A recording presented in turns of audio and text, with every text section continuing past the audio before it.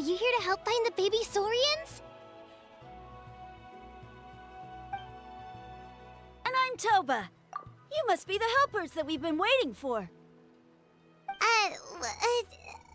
It's nice to meet you too, but we're just passing through. Oh, but Uncle Sanka said he was gonna send some of his friends over to help us. You sure he didn't mean you? Yeah, sorry. Whatever this is about, it sounds like you've got the wrong end of the stick. Wrong end of the stick? Darn it! We've been tricked, Hoonie. I should have known that Glasses Guy was a con artist. What are we supposed to do about the baby Saurians now? Time's running out. It's okay, Hoonie. Don't worry. Why don't you tell us what happened with these baby Saurians, huh? There's been a lot of unrest in the tribe lately, and my dad's Saurian got injured. Her name's Nana, and she has 3 little babies. After what happened to Nana, her babies were so scared that they ran off and hid. I'm really worried about them, so I decided to go look for them. If Nana is your dad's Saurian, why isn't he the one looking for them? My dad's one of the elders, so he's busy getting ready for Turnfire night. It's a really important ceremony, more important than this, anyway. I'm not supposed to be out here either, but I snuck out without telling him. I didn't think it would take very long, but then that guy we ran into made us tell him loads of stories, and it wasted so much time. Yeah, he was so selfish. He doesn't have a heart. It's all right. Don't let him get to you. We're here now and we'll help you because we care a lot, don't we, Traveler? They should be. I already managed to find their tracks, and it seems like they're hiding on the cliff. Really? Wow! Thank you so much, Mr. Traveler and Miss Paimon. Awesome. You gotta be careful out on the cliffs, though. They're really steep. Even grown-ups have trouble climbing them.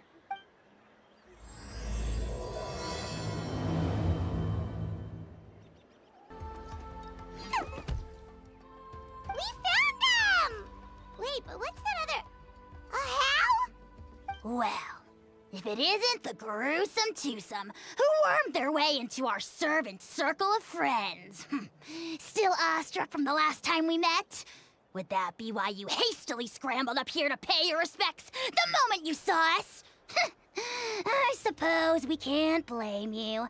Such is the spell that our majesty casts on our minions. Very well. You heathens leave us no choice.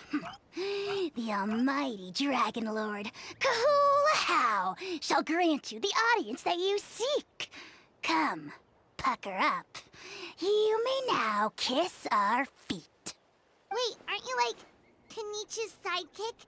What the heck are you going on about? You're somehow managing to be even more annoying than the last time we met. Silence! Who are you calling sidekick? We are the Dragon Supreme, sovereign ruler of the Nation of Flame. We shall have you know that last time, were it not for Kenichi's earnest pleading on your behalf, you would have received not a single word of mercy. Oh, come on. You talk big, but Kenich clearly has you under lock and key. That's more like it. If you must know, our humble servant begged us to investigate an abyss incident near Hoytzitlan, and we chose to grant his request. Abyss incident? See this little lizard? Its mother, a medium-sized lizard, came under the influence of abyssal power. In her confusion, she attacked my servant's tribe, then assailed her own offspring. Yikes. So how is she doing now? She was but a lowly bug fighting against the power of the abyss. Naturally, she has departed for the Night Kingdom. Such a fragile creature. Apparently, she ended her struggle by leaping from a cliff. Leaping from a cliff? My dear anemic flying ant, as addled with questions as your head may be, please keep them to yourself and wipe that absurd expression off your face.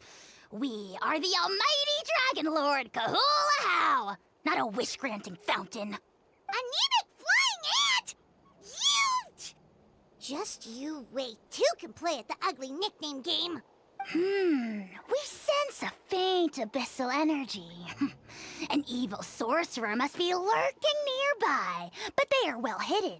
If you encounter any suspicious Outlanders, be sure to give them a robust interrogation. Suspicious Outlanders?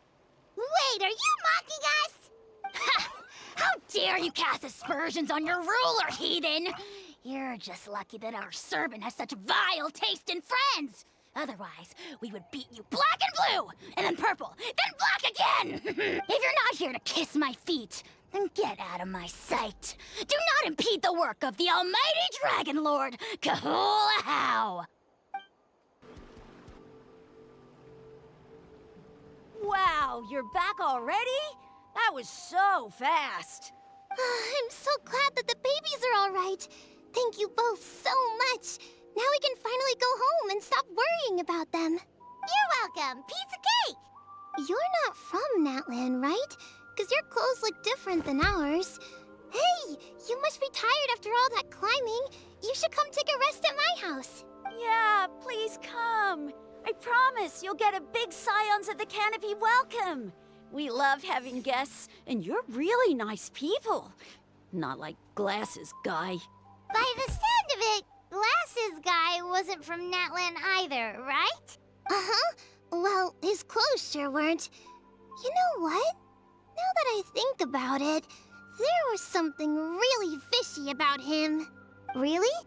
Maybe he was the suspicious Outlander that Ahau mentioned. Sure, if you're interested. Oh, let me think. How did the conversation go again? Oh, please, mister.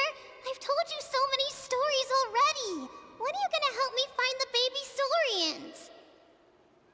Just one more story. One more, I swear. Why don't you tell me more about that ball of fire? I heard that there was a huge transparent ball of fire that used to burn 500 years ago, 1,000 years ago, maybe even further back than that. Oh, you mean Turnfire. That's where the ancient name Mollypo comes from. Oh, wow. So it was the origin of an ancient name. That's impressive. Uh-huh. There's a story behind every ancient name. The legend goes that the Turnfire first appeared in the era of the Grand Alliance. It was used by the tyrant Khan to rule over Natlan and oppress anyone who opposed him. Turnfire is different from normal fire. If you get set on fire with it, you'll feel horrible burning pain from behind you, but you won't die from it right away. And whatever you do, you mustn't turn back to look at it. Why? What happens if you turn back? As soon as you turn around, poof! You get burned to a crisp. Well, good golly gee. I mean, it's one thing to singe someone's clothes, but burning people alive? That is a big no-no in my book. Right? How nasty is it to burn someone from behind and not even let them turn around to look? Khan really was an evil tyrant. Yes, shocking behavior. Now, let me guess. Eventually, a valiant hero came to save the day? That's usually how these stories go. Good guess, Uncle Glasses. Seems like you really know your stuff. The hero was called Yupanqui. He's the ancestor of our tribe. Mm-hmm. Yupanqui was friends with Khan the tyrant, and also Shibalanke, the first Pyro Archon. He was working as an ordnance officer for the Grand Alliance at the time. He didn't like how Khan was such a cruel tyrant, so he stole the Turnfire and threw it at the Khan's army. The soldiers couldn't defend against it, and they all got turned to ash. And that's how our ancestors set our people free. But just as he was about to leave the city, he thought he heard Khan calling out to him from behind. It caught him off guard, and he turned around to look. But Khan wasn't there. All he saw was a city burned black, an army in ruins, and giant flames reaching up into the sky. A split second later, the flames he saw burst out from inside his eyes and swallowed him up. All it took was a single glance. As soon as he looked back, he was burned to a crisp. The question is, was this the price he paid for stealing the Turnfire, or the price of turning back? Nobody knows the answer. But the fire that consumed Yupanqui burned more fiercely than any other. It burned for 100 days until it burned a hole right through the ley lines. And then, the flame dropped into the deathly dark Night Kingdom, where it still burns to this day.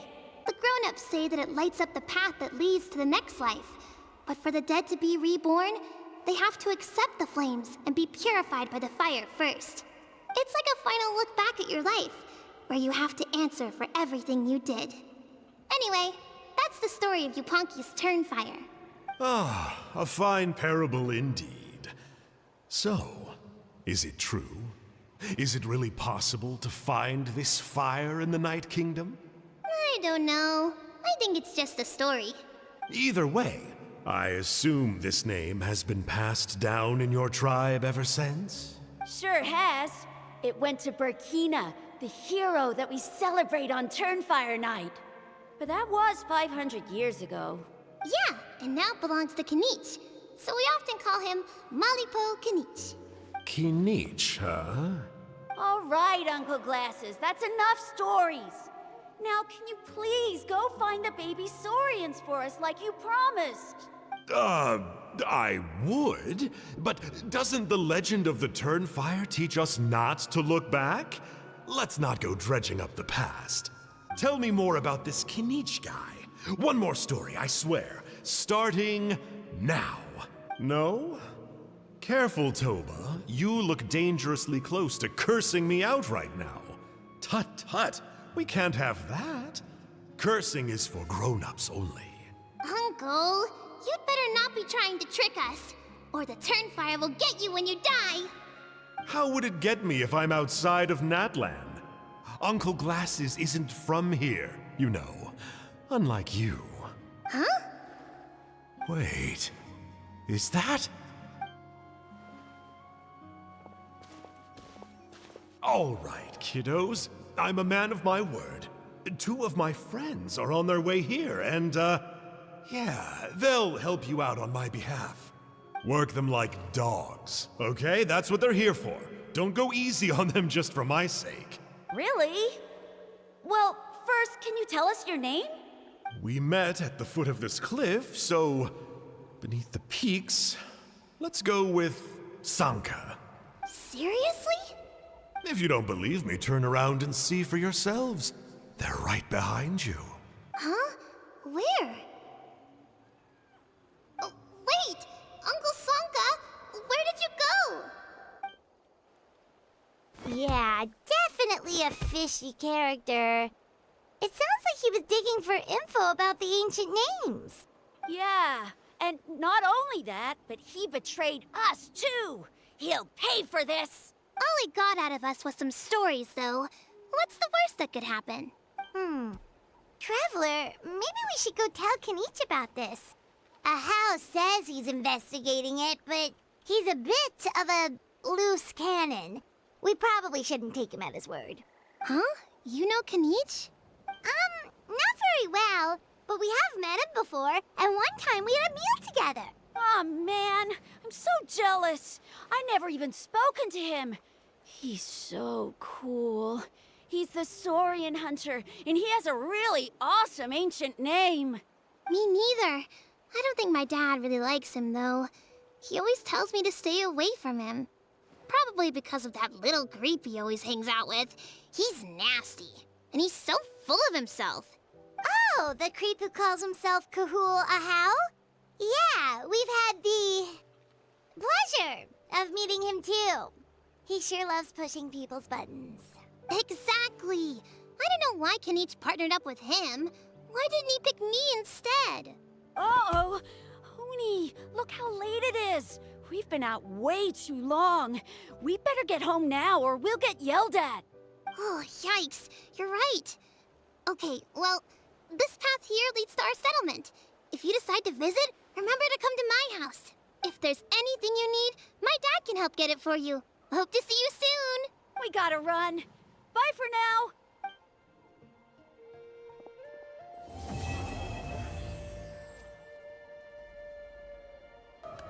Huni, what were you thinking, going out by yourself? Don't you know how dangerous it is? It's okay. Toba helped me. And we met some kind strangers who helped us. And Kind strangers? What made you so sure they were so kind, huh? Oh, I suppose they had kind stranger written on their foreheads? yeah, actually, they did. In big, bold letters. Don't talk back to me. The Mountain King problem still hasn't been solved. What would I do if I lost you too? No dinner for you tonight. They were good people, Dad. Dinner or no dinner. Hello again, Huni. It's Miss Paimon and Mr. Traveler. Dad, it's them. They're the ones who helped me. And I promised we'd take care of them if they came to visit. Oh, so you're the kind strangers. Well, I'm Trinidad. Apparently, you helped my daughter today, so if there's anything you need, just ask.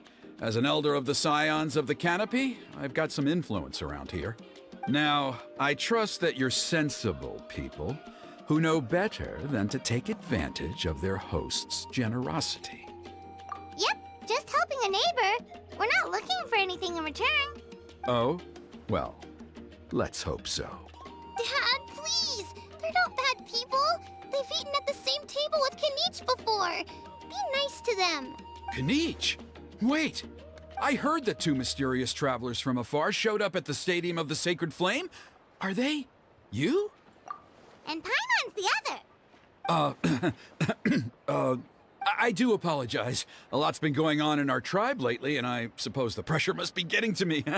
I can't believe I was so rude to you. I feel ashamed. We got off on the wrong foot. Can we, start over? Oh, now we're talking. Seriously, though, don't worry about it. Already forgotten. We're just happy to see Huni got home safe and sound. Oh, you just arrived, I take it, and it would be my honor to give you a hero's welcome tonight. Careful now. That's quite an about face. We've heard that kind of thing can lead to spontaneous combustion around these parts.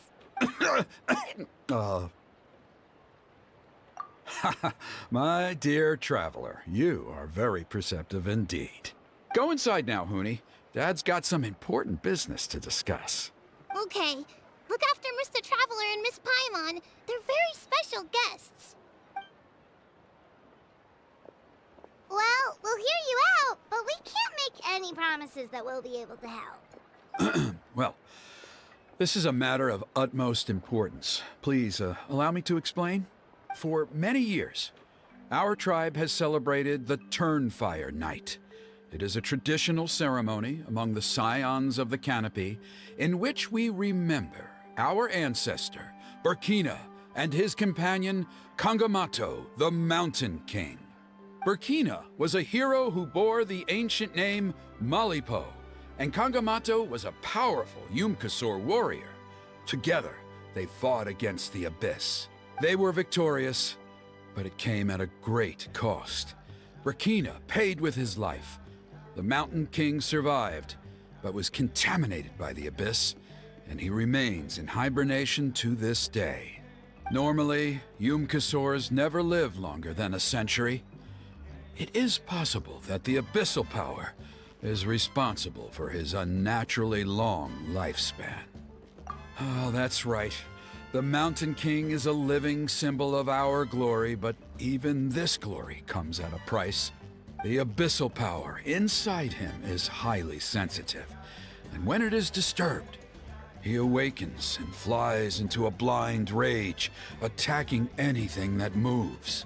So, besides the ceremony, another important part of Turnfire Night each year is cleansing the abyssal power inside the Mountain King so that he will remain sound asleep.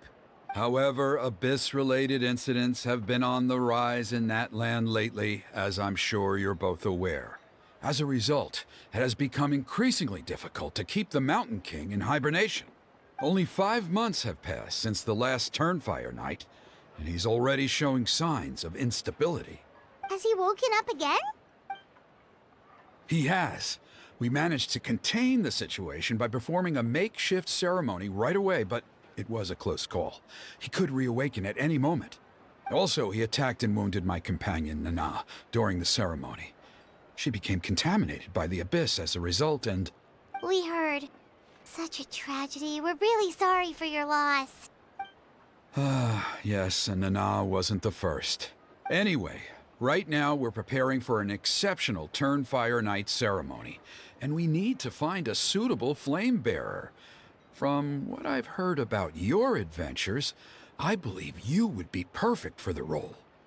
Of course. Plus, he's a bona fide hero who inherited the Malipo name. Oh, you mean Kanich? Yes, he's the one. A hero, worth his weight in gold. And unfortunately for us, he's all too aware of that. No prizes for guessing what he said when I asked him to host a Turnfire night outside of the annual schedule.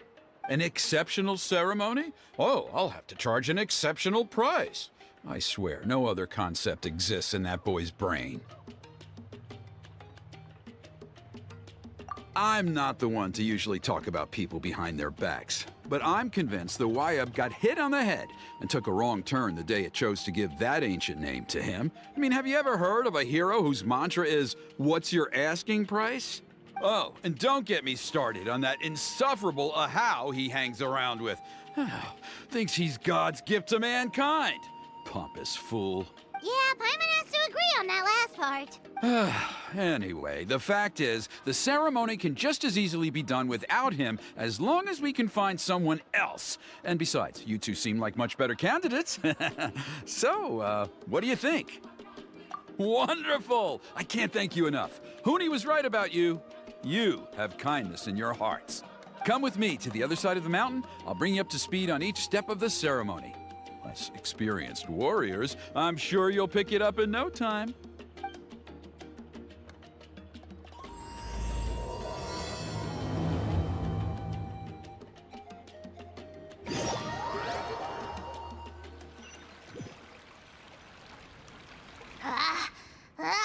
Achoo! Curses! Who dares insult the great Kahul Ahau behind his back? Oh, great Kahul Ahau, bless you.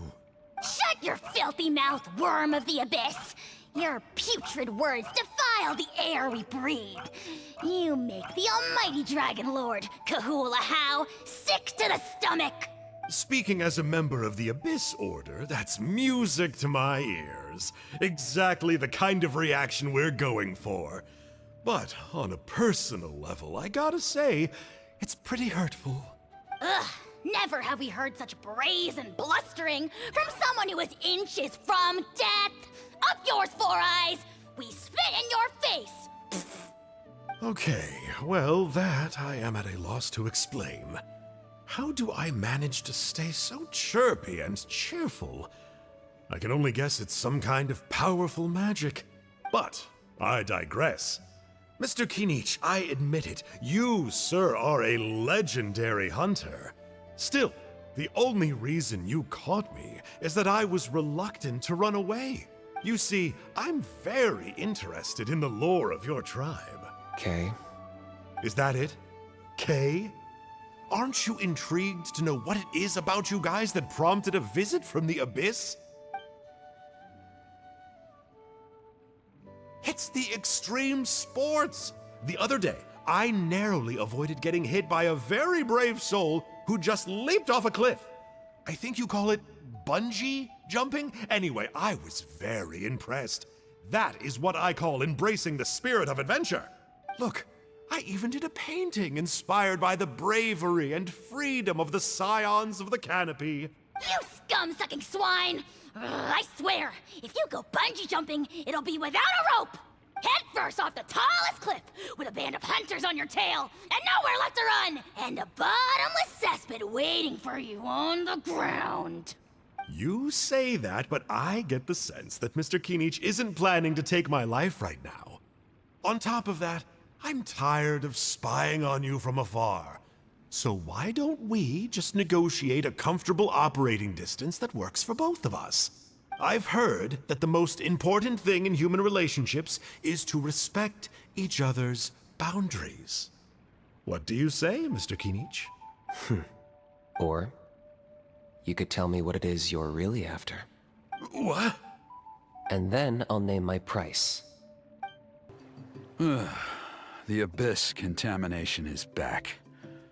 No surprises there. No doubt that explains the Mountain King's recent activity. See those torches over there? Those are the Sacred Flame offshoots that we requested from the Stadium of the Sacred Flame. They contain the power of the Pyro Archon. Are you saying that the Sacred Flame and the Turnfire are the same thing? Well, for ceremonial purposes, at least. Sending someone to the Night Kingdom to retrieve the legendary Turnfire isn't exactly an option. More to the point, though, the Sacred Flame is able to burn away abyssal filth, so that's why we use it in the ceremony. Gotcha. So basically, we just need to clean up the filth with the Sacred Flame. Well, that's one part of it, yes, but the complete ceremony is a bit more complicated than that. First, the flame bearer must collect a kindling of the sacred flame from the starting point, then use a grappling hook to fly up into the sky and light each of the sacred flame pillars. Then, they must go down into the canyon, all the way into the cave where the Mountain King slumbers, lighting braziers and the final altar along the way. The most skilled flame bearers can accomplish all of this without touching the ground once. As much as I hate to admit it, Canopy is capable of this.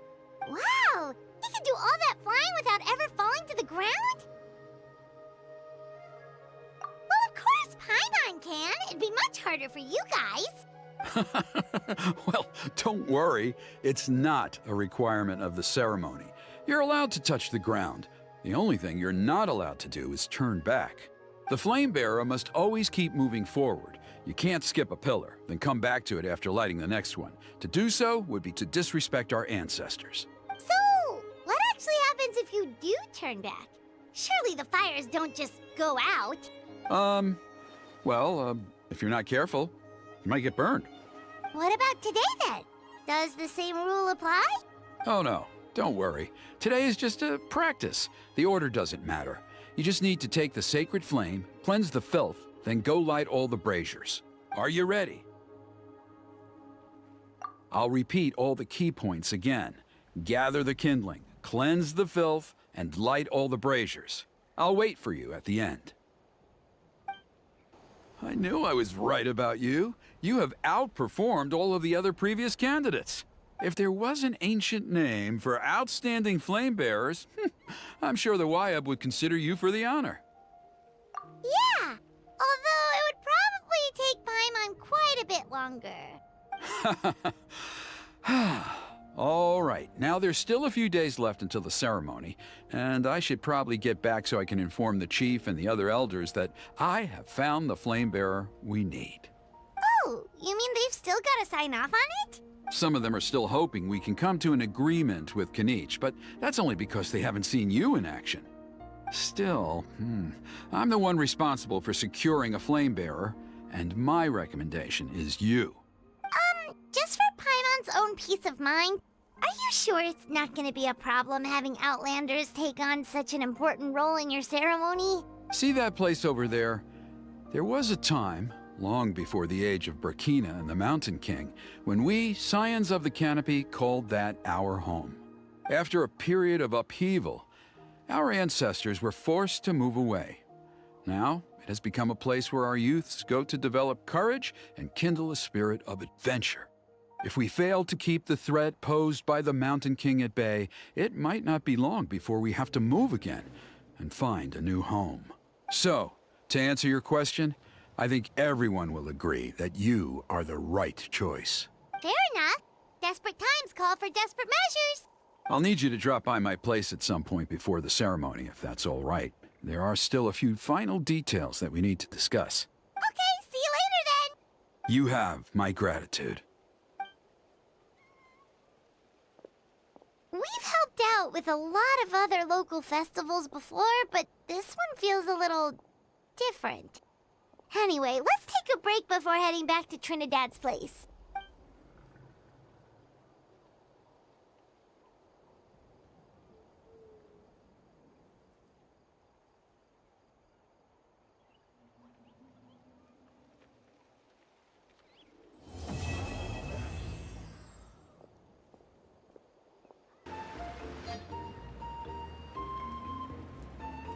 Traveler?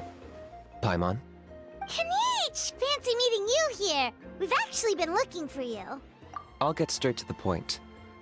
I hear you accepted a proposal from Elder Trinidad. Oh, the, Turnfire Knight, you mean. You were still his first choice. It's just... Oh, jeez. It's not what it looks like, promise. Chill, it's cool. I only mention it because there's something you should know. And I suspect Elder Trinidad hasn't been completely forthcoming with you. His true intention is to resolve the Mountain King problem once and for all. Once and for all? You mean this'll be the last Turnfire Knight ever? That's right. He wants to use you to send the Mountain King to the Night Kingdom. To the Night Kingdom? You mean... To his death. Whoa, are you serious right now? You shouldn't go blurting out accusations like that. It could get you in trouble. Too blunt? Okay. I'll phrase it more gently. There is potentially a possibility that Elder Trinidad may be hoping that during the course of the ceremony, you kill the Mountain King dead. But that's ridiculous. He told us the Mountain King is a living symbol of your tribe's glory. And that glory comes at a price. Oh, that's right. The Mountain King is a living symbol of our glory, but even this glory comes at a price. Ah, yes, and Nana wasn't the first.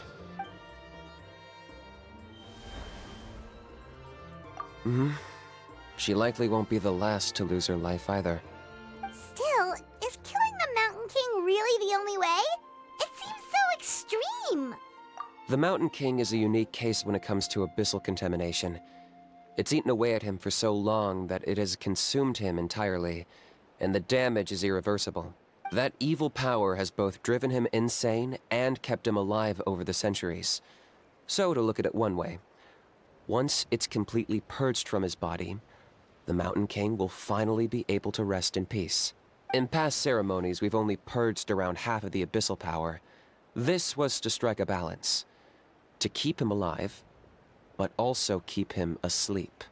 Trinidad didn't say anything about how much power he wanted us to purge, but he did say there were some more details to go over before the ceremony. Then it sounds like you'll know for sure soon enough. If he really asks us to kill the Mountain King, what should we do? I know this must come as quite a shock, so I suggest you act like you didn't hear anything for now. But would you have time to visit the chief after your meeting with Elder Trinidad? I'd like to make a deal with you. What kind of deal? One that comes at a very reasonable price. I'm sure you have plenty of other questions, but we can talk more later. Good. See you soon.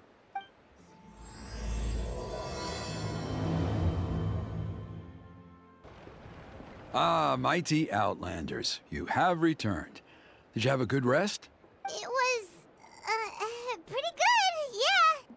Glad to hear it. Things are progressing very smoothly on my end. Many of the elders have heard of your heroic deeds, including the chief. They all speak very favorably of you. There are still those who insist that the ceremony should be performed by the bearer of the Malipo name. But they're just stuck in the past. We need to move with the times. Plus, Kanich doesn't want to do it anyway. Exactly. So, now, it's time for us to discuss the finer details of the ceremony. We covered the fire lighting part of the proceedings yesterday. The next part is the purification of the Mountain King. It's quite simple. You just need to use the sacred flame. We've done it plenty of times before, and it's always very routine. I'm sure you won't have any problems. One point I'd like to stress, though, is that you need to burn away as much of the abyssal energy as you possibly can. The more we dispel, the longer the Mountain King will remain asleep. Asleep, huh? Precisely. In previous years, the Flame Bearer has often been unable to dispel a sufficient amount of abyssal energy. That's the only reason why we have to perform the ceremony on a regular basis. But I understand that you have a lot of experience fighting against the Abyss, and you seemed to wield the sacred flame quite effortlessly yesterday. With your help, I'm optimistic this time we can dispel all the remaining abyssal energy from the Mountain King's body, freeing us from this ever-looming threat for many years to come. Traveler? So this doesn't faze you at all, huh? You clearly have a lot of confidence in yourself. If that's all you really need to know, the ceremony's in 3 days. I'll come and fetch you when we're ready.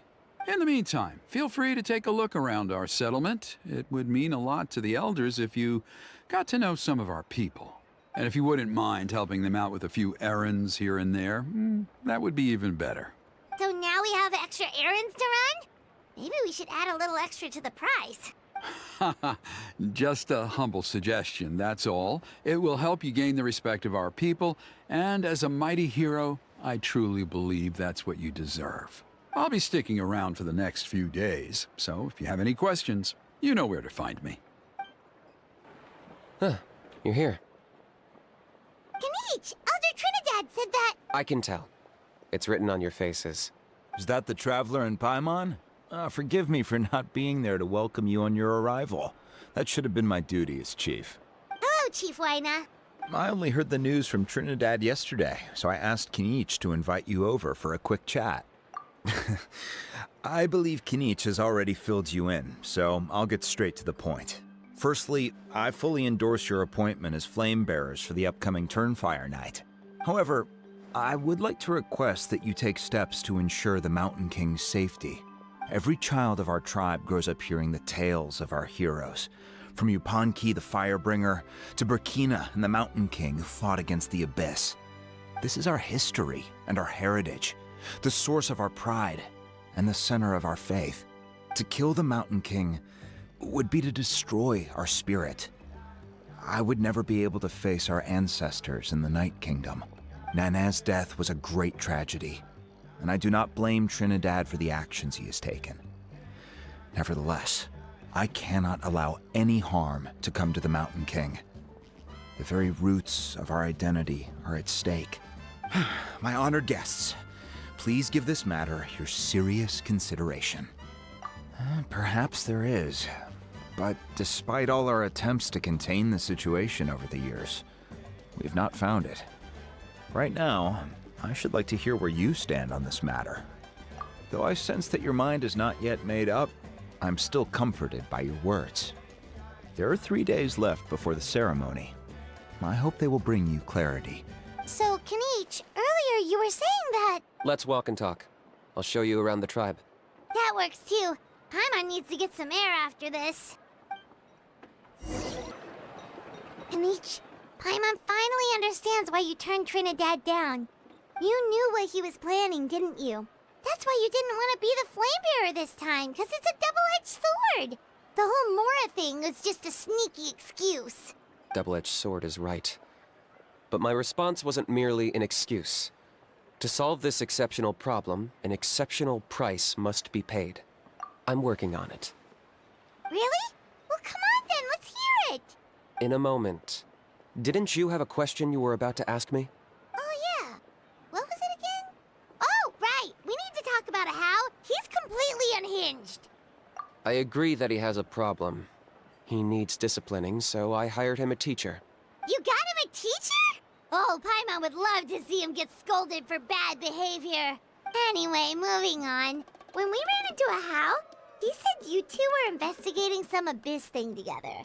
Is that related to the whole Mountain King situation? Yes, that's the angle I've been working on. I'm a Saurian hunter, but I occasionally hunt the Abyss too. One time I was pursuing some purple demonic dogs when I accidentally entered a hidden space. I did some research after the fact. Apparently they're known as beastly rifts, and there are many of them of all different sizes. That's where those purple dogs were coming from.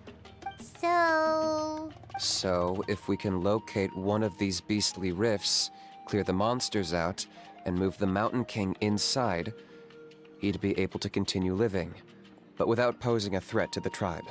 Whoa, that sounds kinda crazy. Would it really work? It's not without its risks, of course. There's a lot of unknowns in the equation. For instance, for all we know, a prolonged period inside the rift could make the Mountain King's condition worse. Still, we desperately need something like this, even just as a temporary measure. You've seen the conflict the issue is causing in our tribe for yourselves, and believe me, it's been a long time coming. The chief is adamant about keeping the Mountain King alive, whatever happens. Paimon can understand. It's less about the Mountain King and more about preserving your culture and heritage.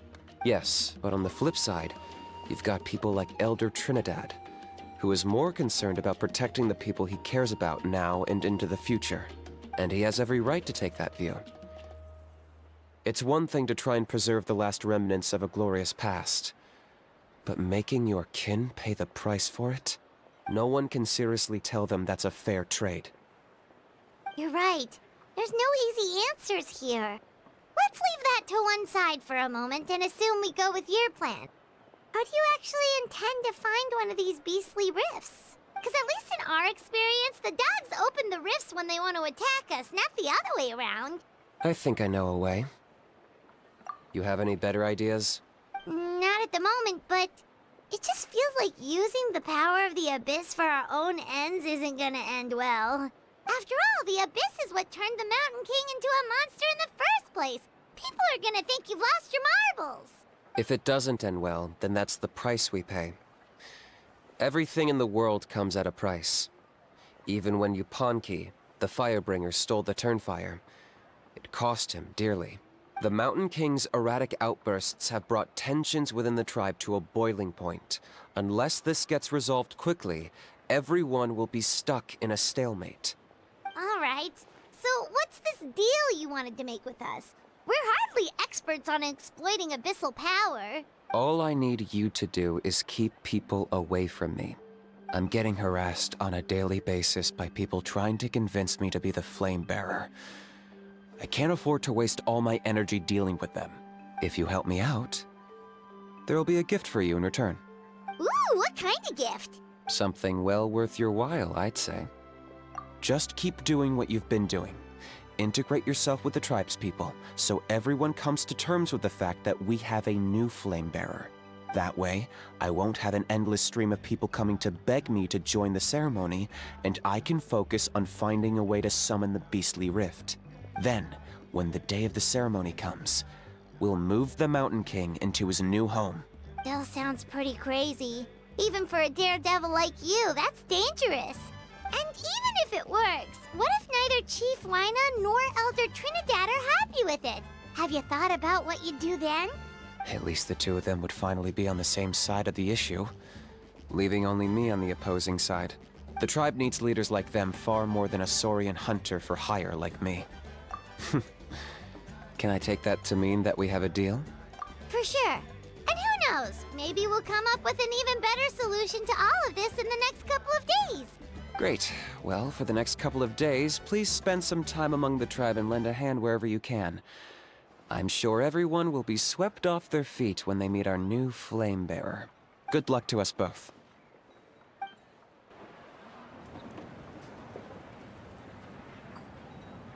Hoonie, how can you call the Mountain King a monster? Because he hurt a lot of people. And look what happened to Nana. But it wasn't on purpose. The Mountain King is sick, that's all. He's been hurt by the Abyss. That's true. But the fact remains that he's now a threat to all of us. How can you be so harsh to someone who's sick? If you don't take back what you just said, I don't know if we can carry on being friends. Toba, Huni, what's wrong?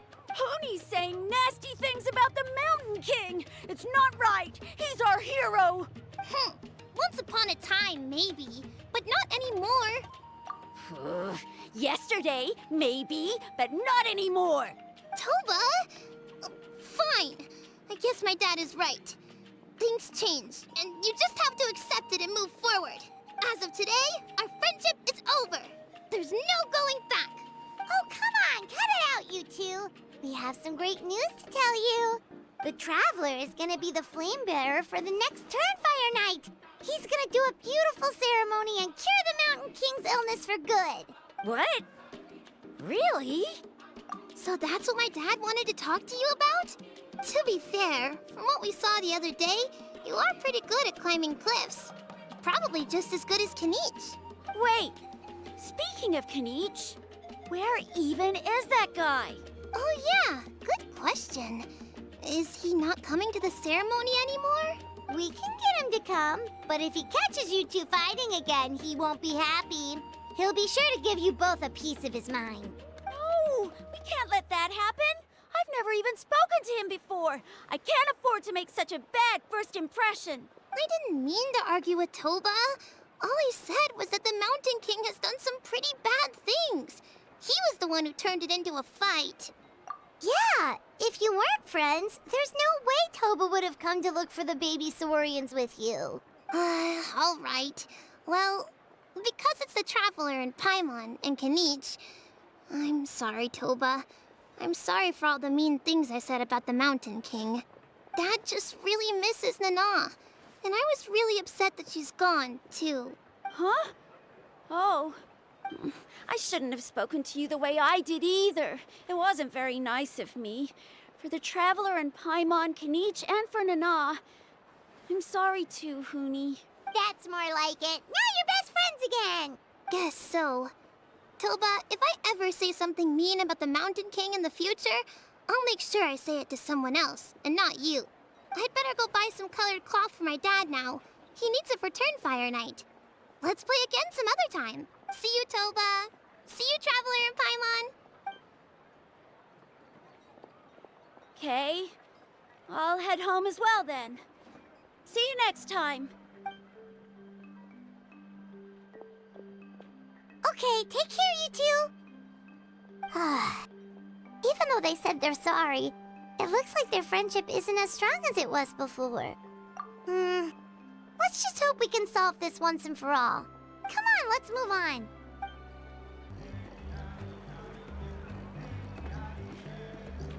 Hey there! What's happening here? A rehearsal for the Turnfire night dance. Ooh, there's a dance involved? Paimon wants to learn too! You don't know it? Ah, I guess you're not from these parts, huh? It's rare to see a new face around the tribe these days. I thought everyone would be keeping away. Why do you say that? Because of the Turnfire night, of course. The Mountain King could wake up at any time. That's why we're holding an emergency ceremony. This isn't one of those fun and games festivals. For outsiders, it might even be a little dangerous. Well, did you know that the Flame Bearer this time is actually gonna be an outsider? Oh, I did hear about that. It's a first for sure. I would have loved to meet them in person. What? Oh, it's you? Man, oh man. Well, this is a nice surprise. It's funny. I was just thinking that I'll probably miss out on meeting the new Flame Bearer since I'm not taking part this time around. Then suddenly, there you are. Must be my lucky day. You're not taking part in the Turnfire night? How come? You're not an outsider too, are you? You must be joking. Watch this.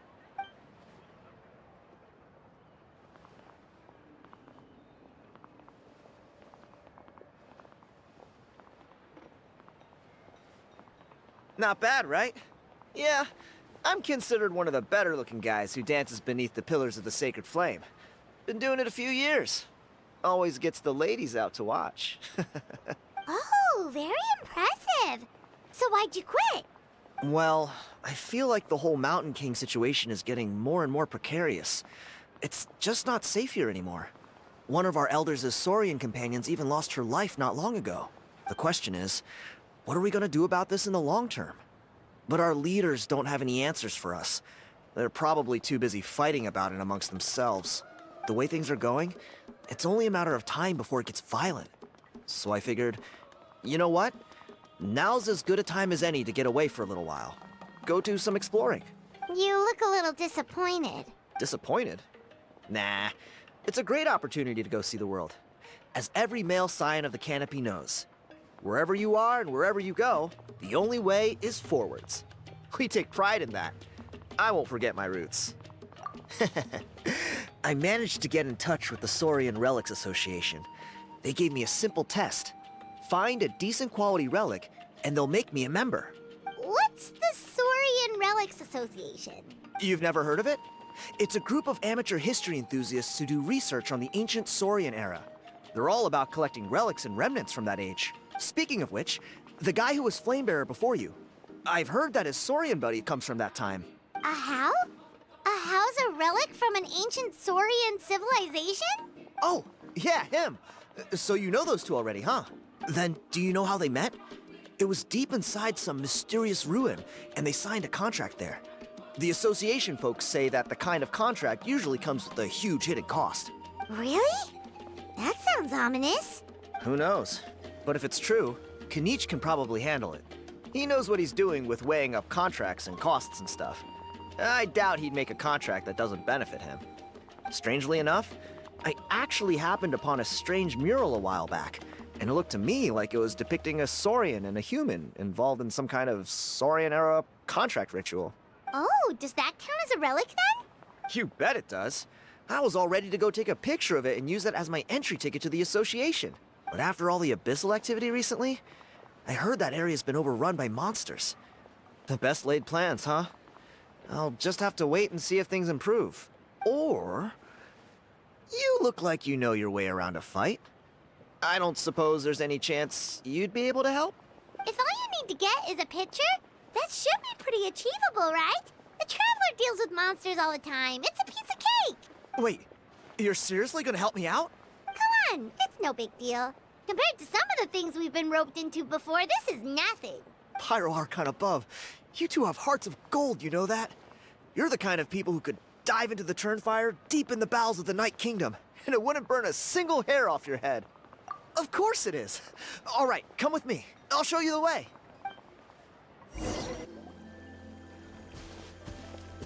There it is. It's inside these ruins. As you can see, the place is crawling with monsters. Alrighty then. Stay back and take cover, Tiago. This could get dangerous. We'll take care of him. Great minds think alike. I'm not about to cramp your style.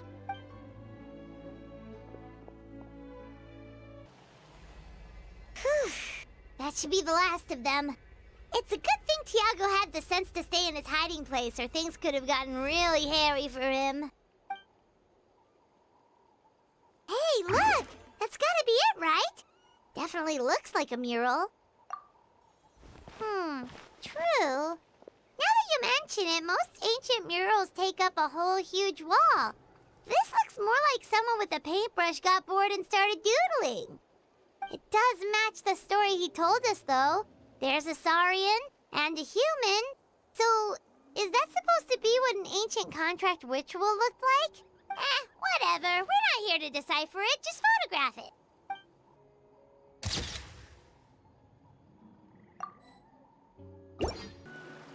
You've been robbed? Oh, Ponche. And I thought my luck was bad. Oh, I put blood, sweat, and tears into that, and now I've got nothing to show for it. Some gap-toothed goon stole it from me.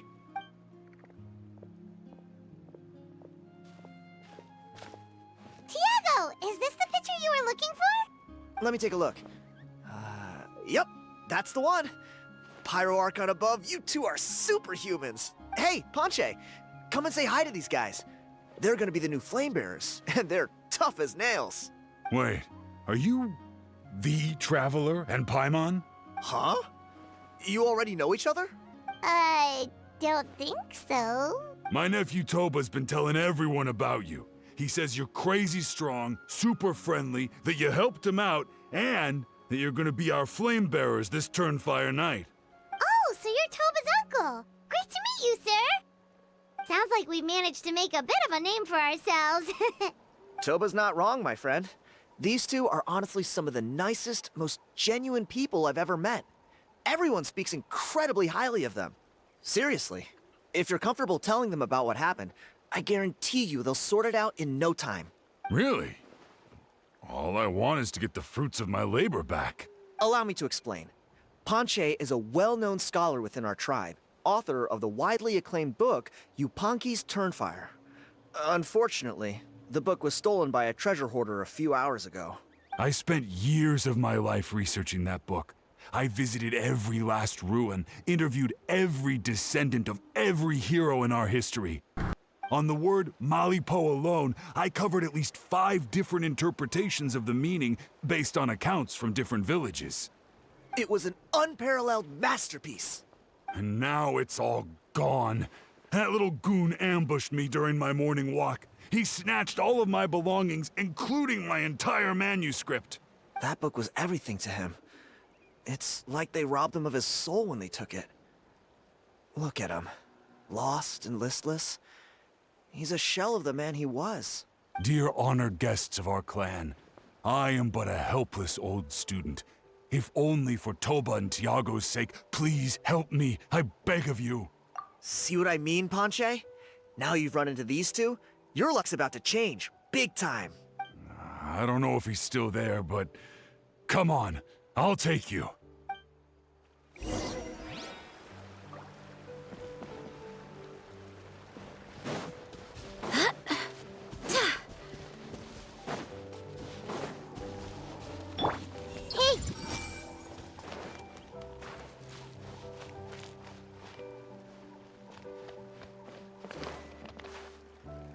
I see everything. Strike a pop. Illusion shatter! Go and play! What a pleasant surprise.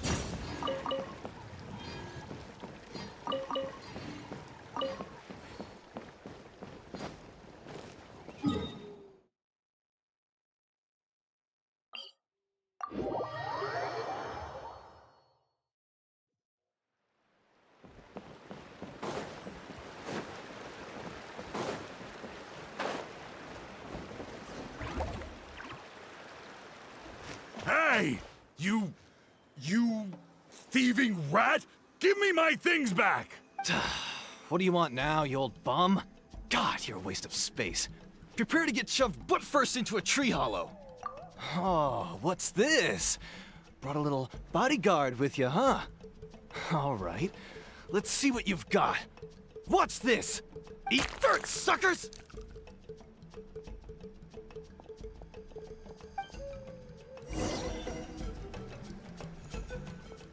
Stop, please! By all the warriors, heroes, gods, and kings, I can't run any longer. Please, I don't have your stuff anymore. Have mercy. Oh, yeah? Well, where is it then? I threw it away. You threw it away? The old bum's bag didn't have a single mora in it. Just a tatty old book, worn out pens, and some old rags. All that time lying in wait was for nothing. I was so mad, I just threw all of it away. Is that really the truth? Okay then, where did you throw it away? The same place you found me. Look, I swear on the Pyro Archon it's the truth.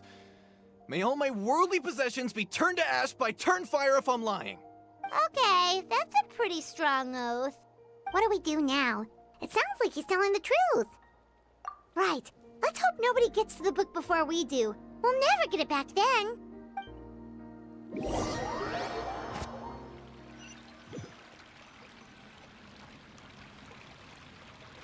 Although the Turnfire is a heroic symbol in Huitzatlan, it always comes with the more ominous implication of eventual tragedy. This holds true for all bearers of this ancient name in recorded history. Each one of them died of non-natural causes, as if the specter of the Turnfire was always lurking in the background. This appears to suggest the existence of some higher power that is always watching the name-bearer, examining their actions, and eventually demanding payment in return. None can escape this payment, unless, perhaps, they could honestly swear by Turnfire to never make a single mistake in their entire life. Yupanqui's Turnfire. What an incredible work on ancient name philology. I can't believe it was just lying there for me to take. Let me see, the author is Ponche. Nice. A gentleman and a scholar. Silence, book muncher. The great Kahulahau will suffer your droning voice no longer. Do you truly find no joy at all in perusing such rich historical records? Joy? What joy is there in this pointless drivel? Well, it makes a pretty shocking prediction. Every bearer of the ancient name Malipo eventually meets a grisly end. Maybe that's the price you pay for the name that means price? What? You're saying Kenichi will die a violent death? So I'll finally get to take over his body? When will that glorious day arrive? The great Kahulahau demands to know! Wow, you are just irredeemable, aren't you? An agent of chaos down to the core. You make us Abyss Order folks look like saints in comparison. Silence, maggot! To presume that anyone compares your kind with the great Kahula is sheer vanity. And if that day ever comes, oh, your doom will soon follow. You don't need to lecture me about Doomsday. Here's what I know, based on countless historical texts. All civilizations will be reduced to rubble by the passage of time. From ancient kingdoms, to heavenly thrones, to worlds beyond, there are no exceptions. But from the ruins of every civilization, the dust will rise and never settle, thus transcending the confines of time. That dust is what we call a civilization's spirit. And you, great Kahul Ahau, are one such speck of dust from a bygone age. I've paid dearly for the chance to observe you up close. Now, let me take a good look at you. We'll see whether any memories of that age still remain inside you.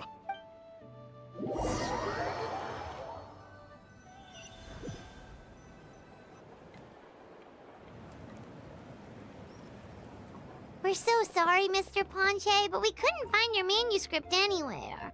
Does that mean all of my hard work was for nothing? You gotta stay positive, Ponche. You might have lost the book, but the brains behind it are still intact. Surely you remember the main points at least?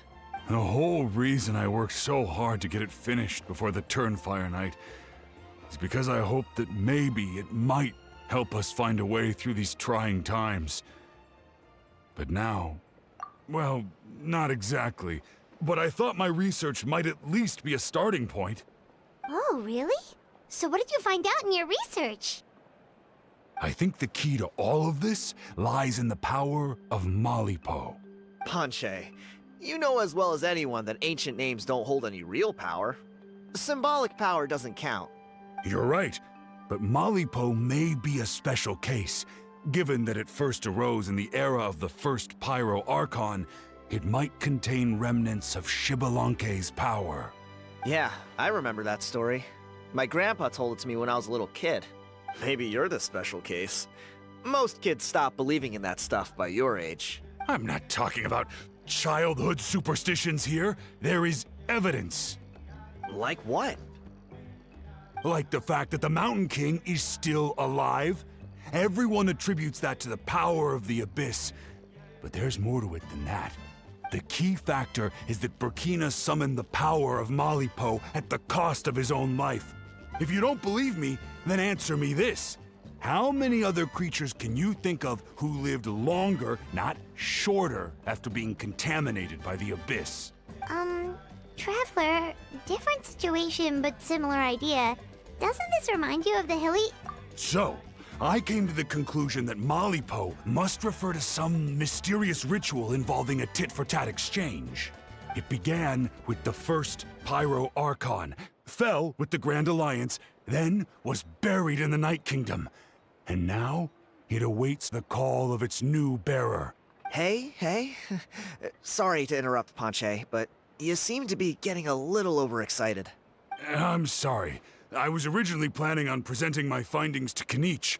I'd hoped he would be attending the upcoming ceremony. Sounds to me like you dreamed up one fanciful theory to support another. Kanich, what are you doing here? I more or less finished what I was doing, so I came to have a quick catch-up. Now a good time? Kanich! I'm onto something. I haven't worked out all the details, but you have to attend the Turnfire night. So Mr. Ponche here has done a lot of research on the history of the Turnfire, and thinks he might have found a way for you to solve the problem. I'll be there, Ponche. Let's go.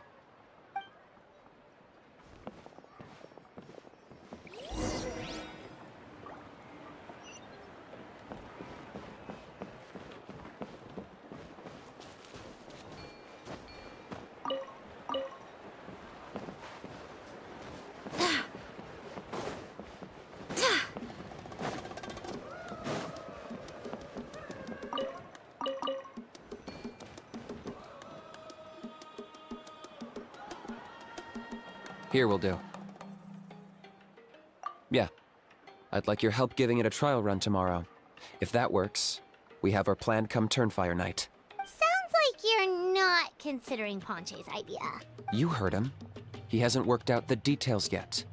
We need a more practical solution with concrete steps to follow. Yet? Are you saying you think he might actually be onto something? I think it's possible, based on something I know about the war 500 years ago. Burkina didn't fall to the abyss. He was killed by the Mountain King in an episode of madness. In his final moments, Burkina made the fateful decision to not fight back, and instead pass his blood and power on to the Mountain King. Maybe he thought the Mountain King was stronger than him, and more valuable to the tribe. Or maybe it was just out of loyalty to his friend. Either way, I can believe the Turnfire was involved. Whether you think his sacrifice triggered it, or his fate was sealed from the moment he took the Malipo name, it makes sense to me. How can you drop these truth bombs with such a straight face? This is what I've gleaned from my many interactions with the Mountain King. His mind is so disordered. It took some time to piece it all together. The story Elder Trinidad told you was the more palatable version of events. The truth is even darker. The Mountain King's mind isn't just disordered. He is suffering and feels great shame. I believe he wants to be put out of his misery. What? Then what should we do? Should we grant him his wish? Of course not. We should help him move to a new home. It's the only practical solution. The Mountain King is a hero to my tribe. An object of worship, even. Ending his life would be like desecrating a statue. Still, he's been the cause of multiple disasters, and we can't afford to have any more. Ugh. Practical solutions hurt Paimon's brain. Can we follow our hearts next time? Then let's break for the day. I've already found a suitable venue for tomorrow.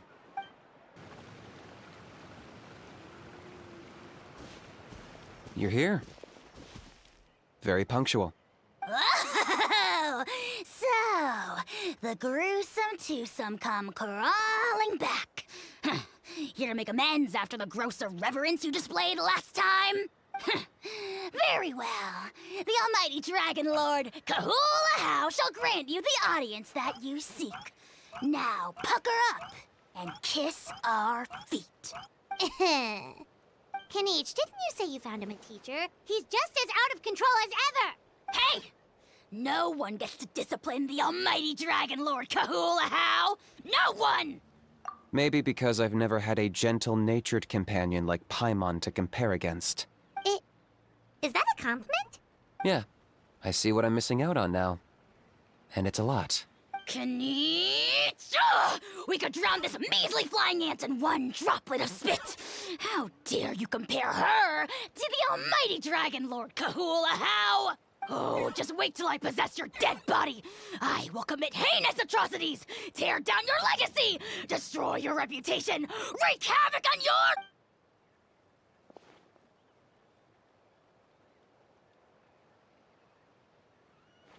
Traveler, Paimon, let's get down to business. Once we've opened the beastly rift, you're welcome to toss a how in there for a couple of days.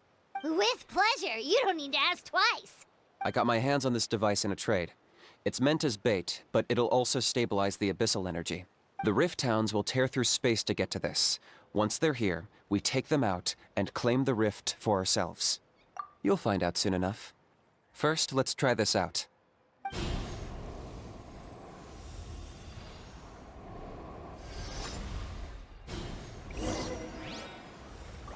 They'll tear you to pieces given half the chance, so be careful.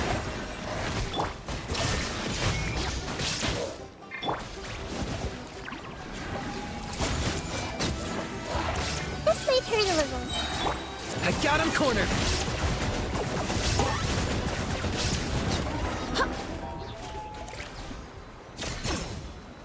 Uh-oh.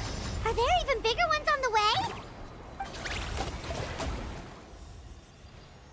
You see, Kanichi? I'm a man of my word. In fact, I'd say I under-promised and over-delivered.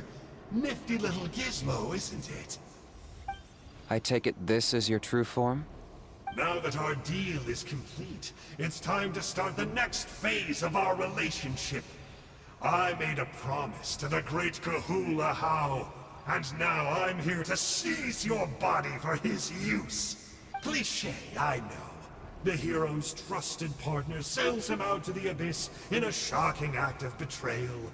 Cue bad guy speech and drawn-out death sequence. Huh? Angel? Huh? Huh? What are you two doing here? Oh, Mr. Kinich, this is not what we agreed on. Traveler, this is the gift I got you. I know you're looking for intel on the Abyss Order, so I thought he might be of use to you. But it looks like you've already met. Yikes. Frosty reception. Gotta say, I kinda pictured this moment going a little differently. Tears of joy welling up in your eyes as you say the words, "It's good to see you again, old friend." Don't be ridiculous. Sounds like you've been reading too many romance novels. There we have it. Change is inevitable and nothing lasts forever. What a pity. Well then, time for you to meet the new me. This time, please call me Sanka. Sanka! Aha! So you're the glasses guy! You tricked Huni and Toba into telling you a bunch of stories! What does it matter? A name is a superficial label. It's what's deep down inside that counts. And I've shown you the deepest parts of me. That would explain a lot. Why else would you show up here and start acting like a wise guy? You looking for a fight? I'll pass.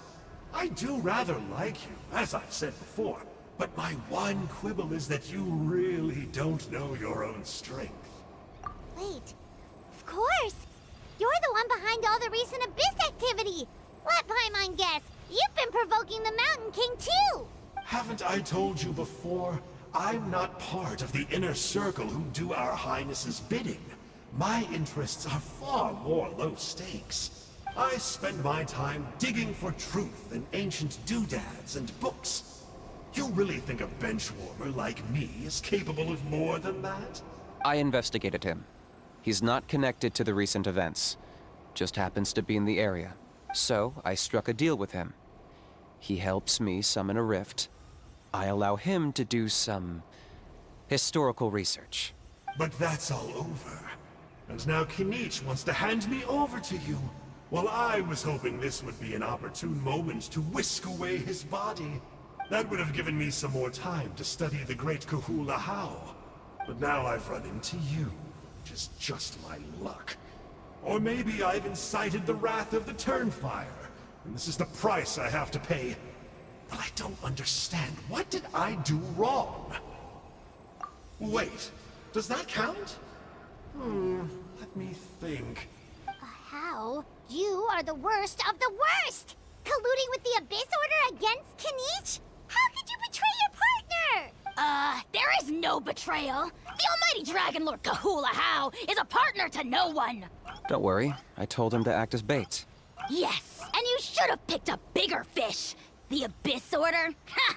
What a joke. Not even a match for our lowly servant. I put up with this toad croaking for days, and it was all for nothing. It looks like your disciplinary measures have been less than effective, Mr. Enjo. What did you expect? Behavioral rehab isn't really our thing. Otherwise, we might as well change our name from the Abyss Order to the Abyss Boarding School. The abysmal disorder would suit you better. Kanish! Dispose of him! He is of no further use to us! Traveler?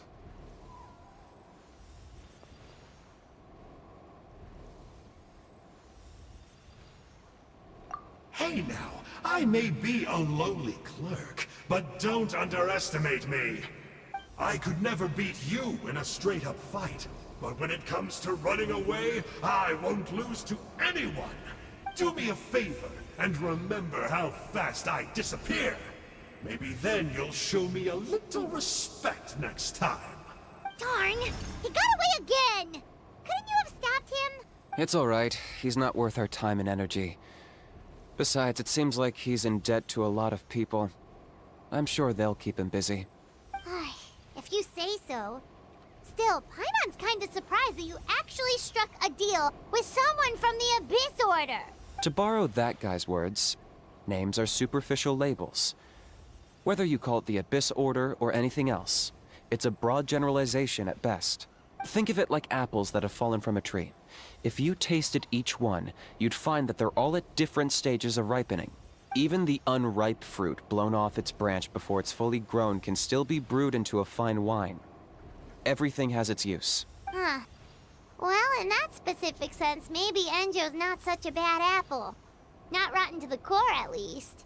Of course! Only the almighty Dragon Lord, Kahula How, is rotten to the core and evil beyond redemption. Ugh.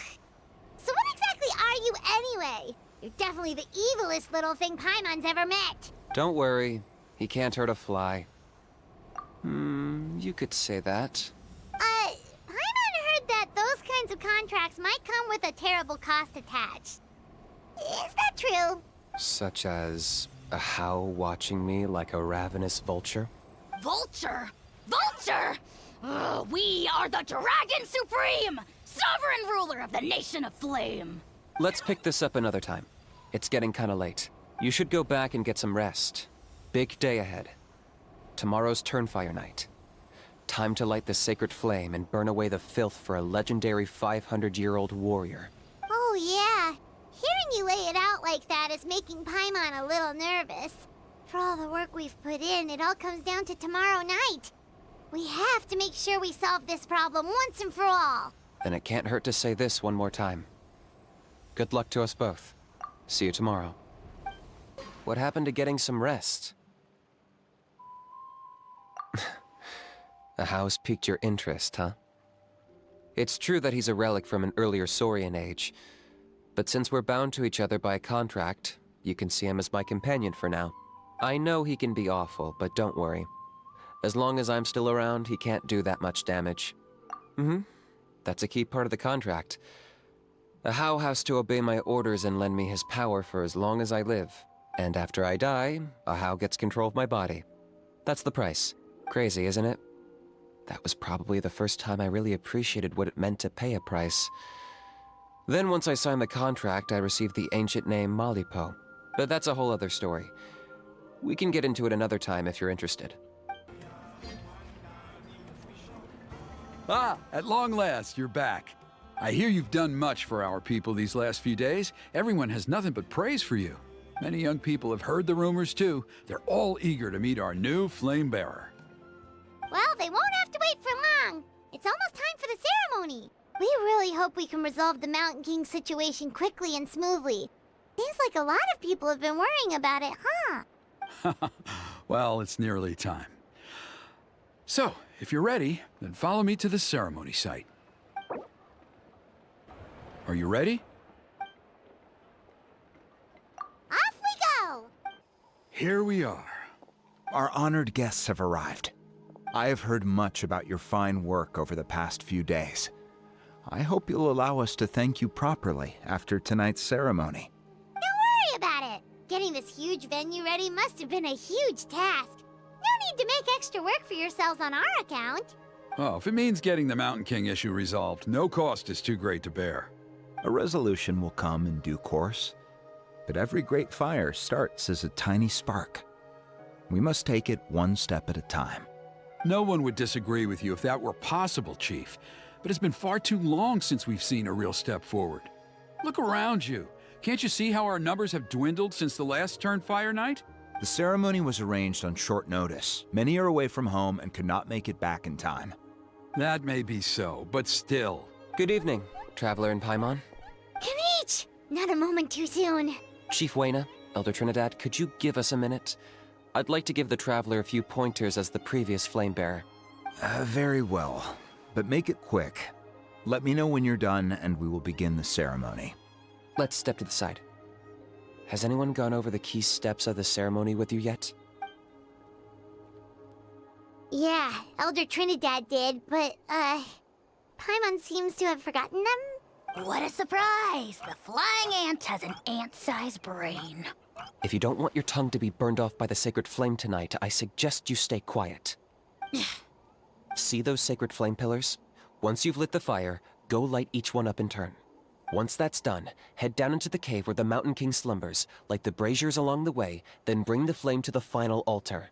Then the ceremony is complete. That sounds simple enough.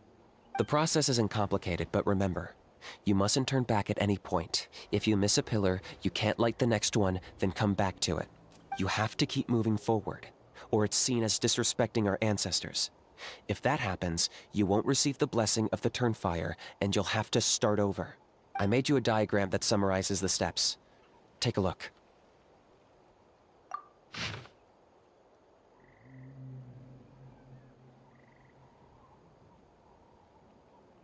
So that's our part. What about you? I'll be with you the whole way, and once you've lit the altar, I'll start summoning the rift. You can leave that side of things to me. Just focus on your part. Okay. We'll try to remember all that and get it right the first time. Ready when you are. But I think I saw Huni and the others just now. Maybe you should say hi before you start. Might make you less nervous. Just tell the chief when you're ready. How are you doing? Is all in order? I'm counting on you. Don't forget what we talked about. By past fuel and present flame, life marches ever on.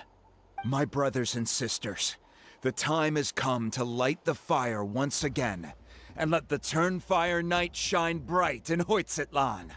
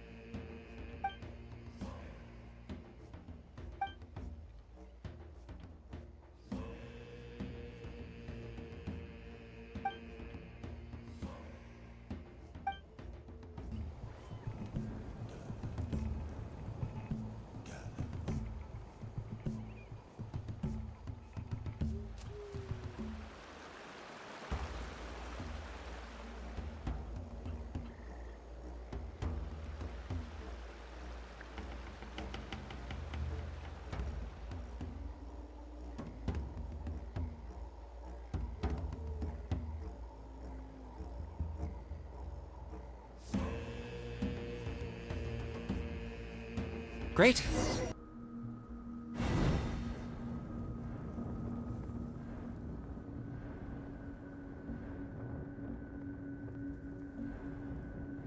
Woohoo! We've lit up the final altar!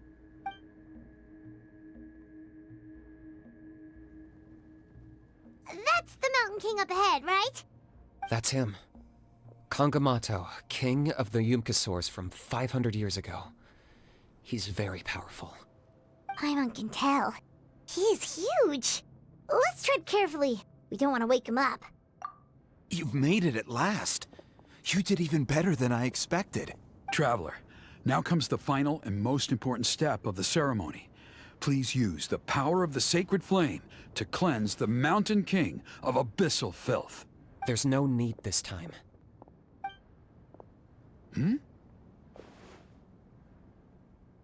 Such strong abyssal power. What is that thing? Kinich, what is the meaning of this?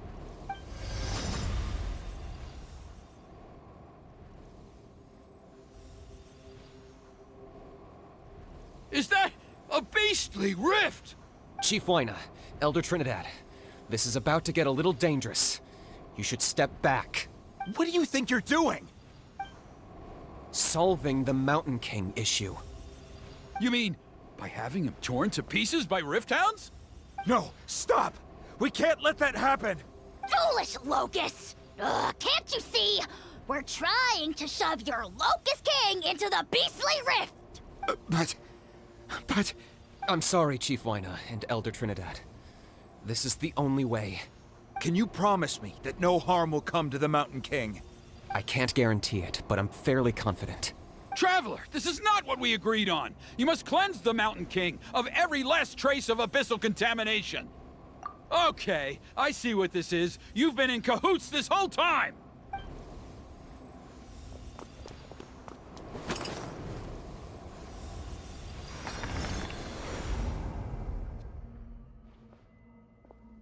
you imbecile! What have you done? Oh no! The device is destroyed! You forced my hand. I had no choice. Elder Trinidad? What are you doing?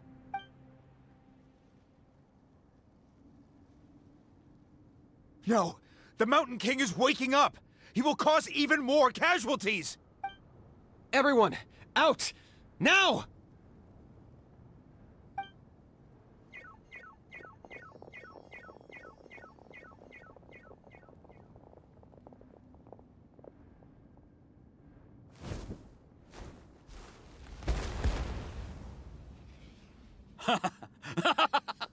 Well, it seems there's only one way to awaken you all from your willful blindness.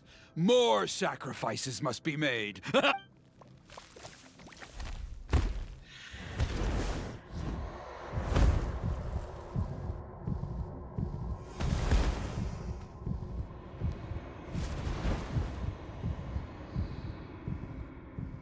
Take me, O Mountain King! Take me as your next sacrifice!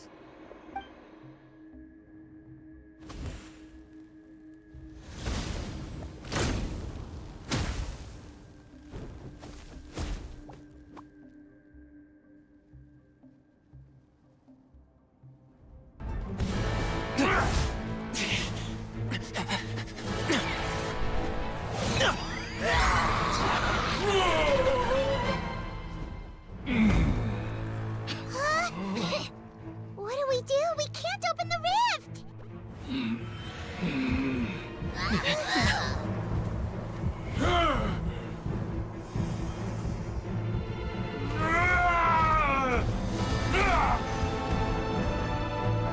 Kill me! Put an end to White's l-lll's shame!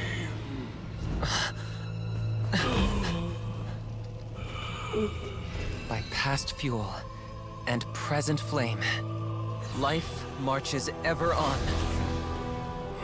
Oh, Burkina, I must atone.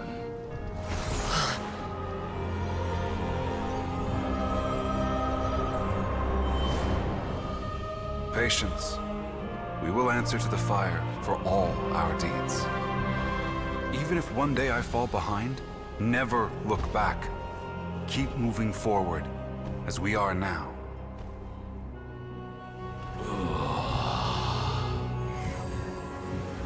Live with your guilt and shame. This is the price to pay.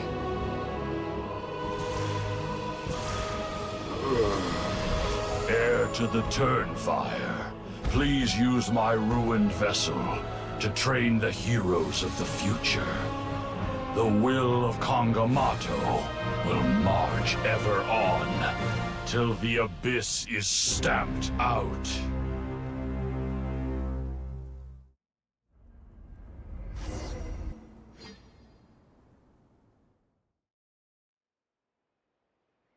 Traveler, you've come at just the right time.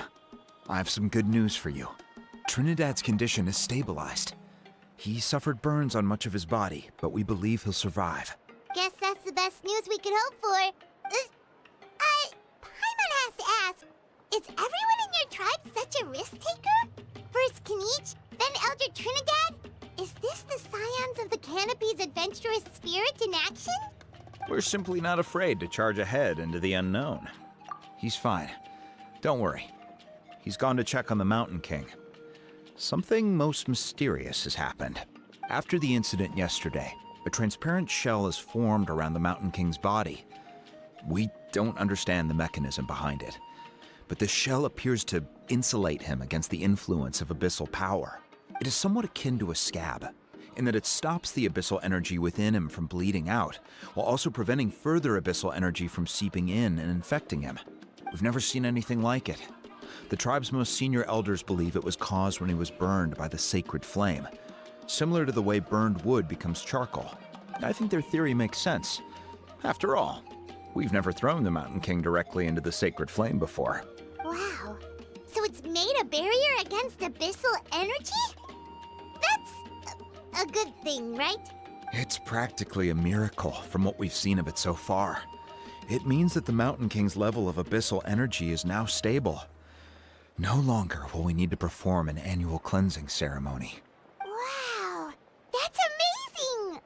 I know what you're thinking. The young people in the tribe are already speculating that yesterday's ceremony was a Turnfire night like none other in our history. Because you and Kanich, you summoned the very flame that appears in our ancient legends. A great transparent ball of fire. And that fire is what saved the Mountain King. Whoa, so that was the real Turnfire? I may be the chief of this tribe, but I've only ever known the Turnfire as a concept in our legends. I cannot answer that question. If anyone can answer it, I suspect it would be the bearer of the Malipo name. He is in the Mountain King's cave as we speak. Ah, so Kanich then. Why don't we go see how he's doing? Hey, Kanich! Hey yourselves. You two doing okay after yesterday? We were gonna ask you the same question. You scared Paimon half to death when you rushed into the fire. Sorry, I couldn't just stand and watch the Mountain King get burned alive. So you thought you'd try and extinguish the sacred flame with Dendro? Or is that an attempt to make the almighty Dragon Lord Kahulahow die of laughter? The sacred flame only possesses a fraction of the Pyro Archon's power. It's not as if I was fighting the Pyro Archon herself. Kanich, when you went into the flames, were you intending to, Intending to what? do the same thing as Burkina? Sacrifice myself? Of course not. My focus was on keeping the Mountain King alive, not on what it would cost. But now I'm curious. What made you think I was going to sacrifice myself? Well, because everyone's saying the Turnfire is what saved the king last night. And Ponche's theory was that summoning the Turnfire is a tit-for-tat exchange, right? So, Paimon thought you decided to pay for it with your life. So you've heard that rumor too. I'm afraid I can't say for sure. What happened yesterday was a first for me too. Well, even if you don't know, there's probably no one in the world who does. What I would say is, if that really was the power of the Turnfire, I'd sooner believe that the Mountain King summoned it himself. The Mountain King? Then, what price did he pay? The core meaning of price is not atonement or compensation, but what you're willing to give up in order to obtain what you want. It's easy to die for your sins. Much harder to live with the guilt and keep on going. In the end, the Mountain King chose the latter option. For Burkina and for the tribe. That's the price he paid. Alright, so how is the Mountain King doing now? Health-wise, there's nothing to worry about. He'll enter a fighting stance whenever we set foot in his territory. But his attacks are gentler now and not as crazed as before. Like he said yesterday, he just intends to be a sparring partner for people to practice with. Yeah, I tried communicating with him again, but he didn't respond. We dare say that Locust King has well and truly lost its mind. The lights are on, but nobody is home. Its body remains fighting fit thanks to the perverse power of the Abyss, but time has been less kind to its soul. It was ground to a pulp long ago. But we saw him come back to his senses yesterday. That was merely one last burst of brain activity before it croaked. As you humans would say, it went out with a bang. Oh, come on! Stop being such a doomer. Paimon bets the Mountain King has finally let go of the tragedies of the past now, and is focusing on moving forward. That's why he doesn't have time to chat with us. He's too busy thinking about the future. Well, at least it means my fellow tribespeople can move forward now, too. Thank you for your help, Traveler. I owe you one. Yeah, that's right. You caught Enjo for us, remember? But he ended up being completely useless. It's not a fair trade if you lost out. That's on him. It's not your fault he's useless.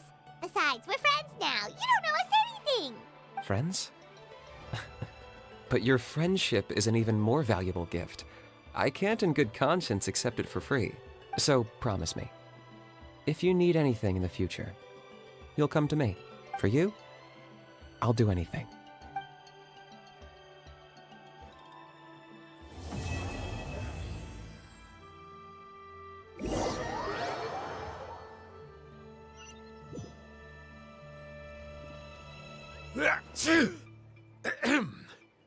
So, in the end, only poor little Hoonie got the sad ending? Yeah, everyone's happy except me. First Nana, then my dad. Why does everyone in my family have to suffer? Hoonie, it'll be okay. Your dad will get better soon. Toba, you're my friend, so I shouldn't say this to your face. But it was all the Mountain King's fault. Huh? Now hold your horses, kiddo. If you promise not to fight, Uncle Sanka will tell you a story. Okay, before you roll your eyes out of your skull, I promise you can trust me. I almost got my eyebrows burned off by the Turnfire after last time. That's why I came back, to make it up to you. All right, I'll just get to the point. Do you know what Uncle Sanka loves the most about your people? What? Your extreme sports. Huh? On my first day here, I got hit by someone falling out of the sky. I believe you call it bungee jumping? It's a dangerous sport, to be sure, but the courage it took to make the jump impressed the heck out of me. So, I introduced myself to the jumper, we made friends, and I even helped treat her wounds. Oh, such a nice friend. Of course.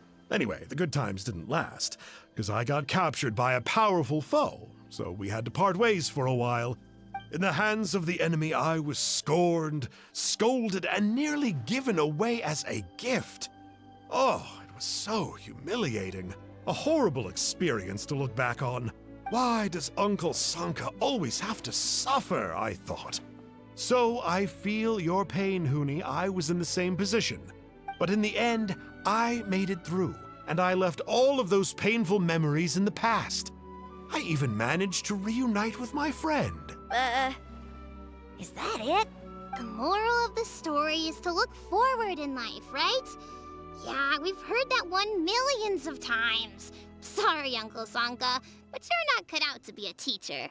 Very smart, Hoonie, but not quite smart enough. What I'm trying to tell you is that after I reunited with my friend, I found her injuries were all healed, but she really missed her family. So, I thought you might like to see her too. She's right behind you. Turn around and see. Another trick about not turning back? I'm not falling for that one again. Huh?